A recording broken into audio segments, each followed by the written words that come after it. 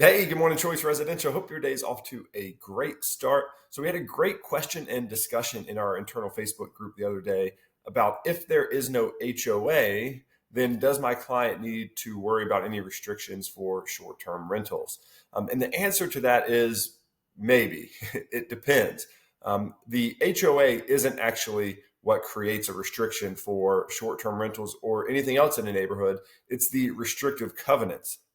Now, a homeowners association is the body that's going to enforce restrictive covenants, can levy fines, can foreclose, that sort of thing. But the actual restrictive covenants are what create any restrictions or limitations within a neighborhood that is then put upon all of the property owners. So, in that situation, you need to go to the Register of Deeds. You need to do a search and find out, are there any restrictive covenants that are still active in the neighborhood? Sometimes they automatically expire after a certain amount of time. A lot of times they will automatically renew after a period of time. But you want to go see if there are any recorded restrictive covenants, see what policies are in there that might relate to short-term rentals or whatever it is your client is asking about.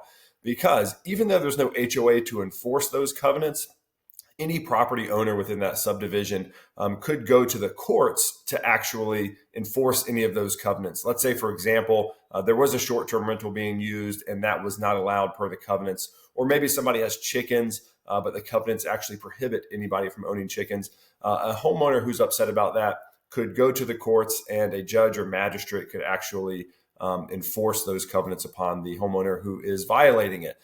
So just because there's no HOA doesn't mean there aren't any rules that homeowners need to abide by. Make sure you're aware of that for your buyer clients when they have certain things they're looking for, but also make sure when you're taking listings that just because there is no HOA, there may be covenants that you need to be aware of. That is a material fact that you would need to disclose. So hopefully that's helpful for you. If it was something you didn't know before, we're glad you know it now. And as always, if you have questions, don't hesitate to reach out. We're always here to help. So until next time, take care.